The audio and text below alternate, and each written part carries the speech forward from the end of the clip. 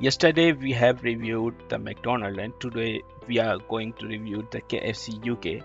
That what people think about it, what are the people reviews about it.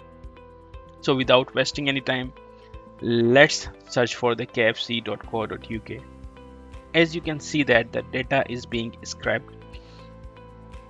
It will take 4 to 5 minutes. So whenever you are using this tool for yourself, so after writing the query, just wait for 4 to 5 minutes and it will give you the result.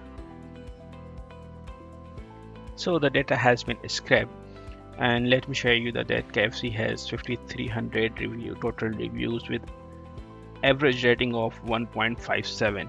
You can also see in this tool that they have the most common positive word for KFC is that people like their taste, people like their bargain bucket. But at the same time, they have some negative comments like the McDonald's one. They have the same issue of missing items, they have the same issue of wrong orders, they have the same issue of customer service. But additionally, KFC has one more negative review which is related to the food poisoning. And with the sentiment analysis chart, you can see that they have 67.7% negative reviews, 28% positive reviews, and 4.4% neutral reviews. If we look at their breakdown of star ratings, so they have maximum number of 1-star reviews. Also, they have some suspicious comments as well, like they have 7.1% of suspicious comments.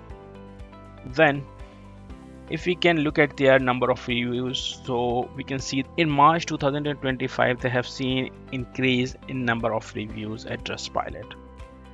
And with this tool you can do one more thing, that if you want to analyze this by yourself, so you can download the data from here and use it for yourself. I hope you like this review. So if you want to try this app by yourself, just go to trustpilot.heather.im, and if you have any feedbacks, so just comment below. And which brand do you like me to review next, just let me know about the comment below. Looking for your feedbacks. Thank you so much.